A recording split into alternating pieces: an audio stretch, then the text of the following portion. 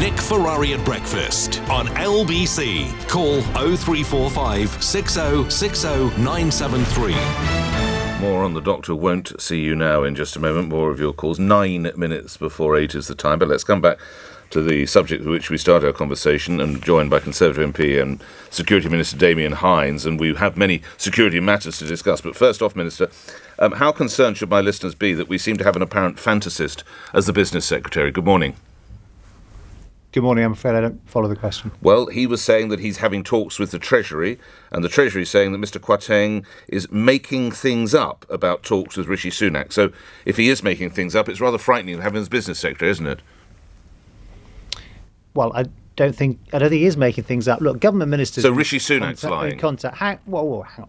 Government ministers are in contact with each other the whole time. That's how government works. Government departments are in contact with each other the whole time. And clearly this is it's a serious situation with the rising global price of gas. And of course, the business sector, the energy sector, is going to be totally focused on the impact of that on industry, and particularly energy-intensive industries. Equally, the Treasury is going to be very focused on the impacts on the economy. And by the way, we're all also very focused on the impacts on consumers. And that's why things like the energy price cap are so important, and the warm homes discount. It's not quite my question, because Mr Kwarteng has said, I'm working very closely with Rishi Sunak, the Chancellor, to get us through this situation. Yeah. To which the Treasury has responded, this is not the first time the Business Secretary has made things up in an interview. To be clear, to be crystal clear, the Treasury are not involved in any talks. So somebody somewhere is lying. So you think it's Rishi Sunak who's lying, just to clarify? No. Look, Nick, this is one of those unnamed sources stories that comes out from time to time. I don't know what was that particular conversation, because neither you nor I was in it. It's pretty embarrassing, isn't it? Hang on. But I do know that all parts of government work closely together, and of course, it is a serious issue that we face with these global rises in the gas price. And of course it's right that that people should be looking at that and should be talking about it. And Kwasi Kwarteng is in further talks, I know, with industry, and I think we'll be again today on these issues, and that's quite right. Will there be a bailout, in your view? Should there be a bailout?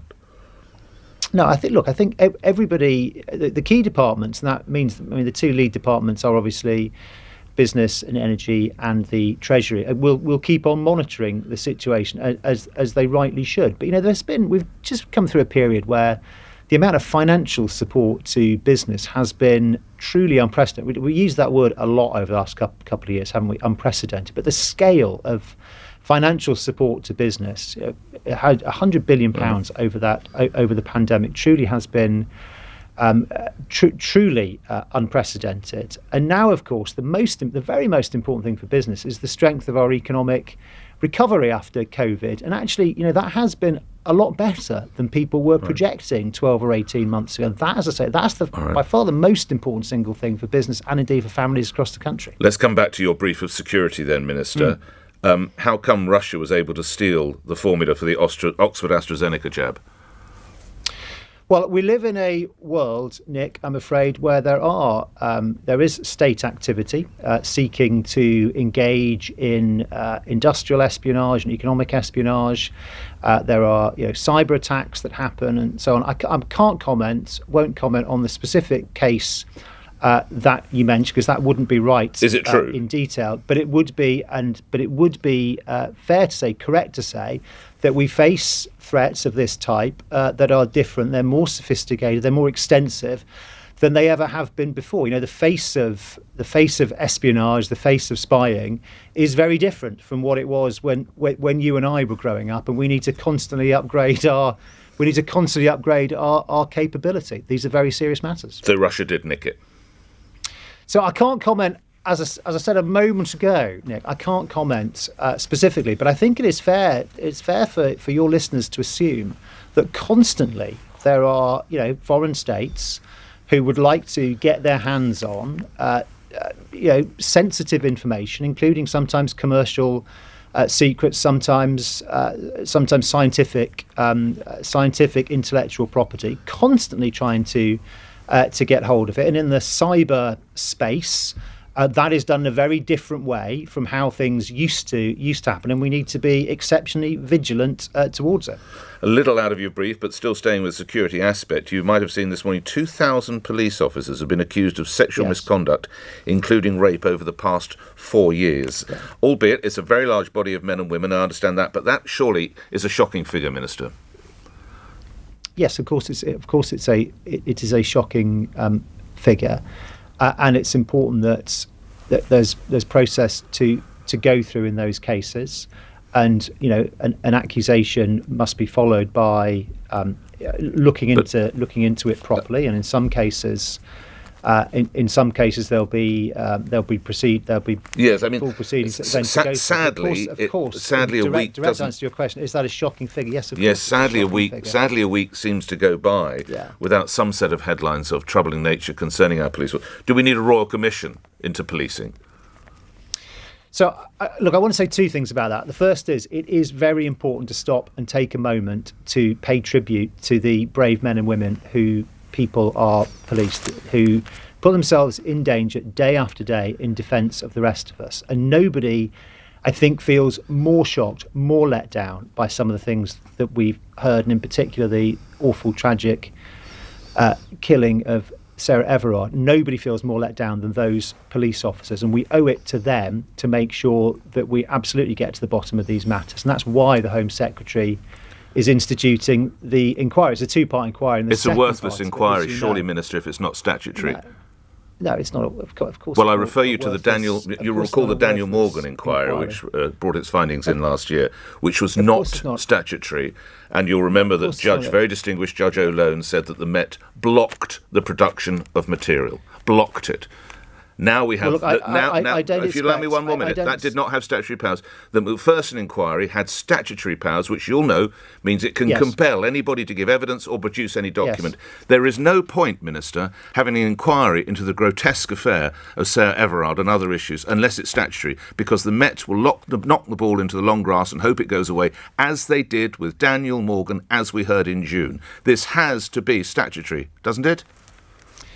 So I'm not expecting people to block evidence or block participation and block progress. It is important for our whole country. It's very important, actually, for the Metropolitan Police Service in particular. It's very important for our. Well, why will they? Why would they? They didn't in the case of Mr. Morgan. Why would they, Minister? They didn't with Mr. Morgan. Why will they now? To the bottom of these things, because I think it is very important. No, we agree on its importance. Sorry, the point is, but I think it's also they've got form, if you like. Let's use they've got form. They didn't cooperate with Daniel Morgan. The judge said so. I'm not in any danger of being sued here. Just look at Judge O'Lone's words. They won't cooperate here. Your colleagues need to make it statutory, surely. Nick, I'm fully expecting cooperation from everybody. Metropolitan Police Service, of course, number one, in relation to this inquiry, because it is so important. This has absolutely shocked and rocked women and girls, but actually our whole nation. Indeed. What has happened. And it's very important first to get absolutely to the bottom of that particular case, but also then there's these wider questions, and that's where the part two of the inquiry comes in, to look without fear or favour, to go where the evidence takes it, and make sure that for the whole of policing, it's not only necessarily about the Met, but about the whole of policing, to make sure that all the lessons are learned and are drawn, and we can respond accordingly. Lastly, in your brief as Security Minister, can I take you to the Kent coast? More than 1,100 migrants crossed the Channel in 2 days. France accusing the UK of holding back £54 million in necessary funding. How secure do you think the Channel crossing is at the moment, and what is to be done about increasing numbers of people arriving?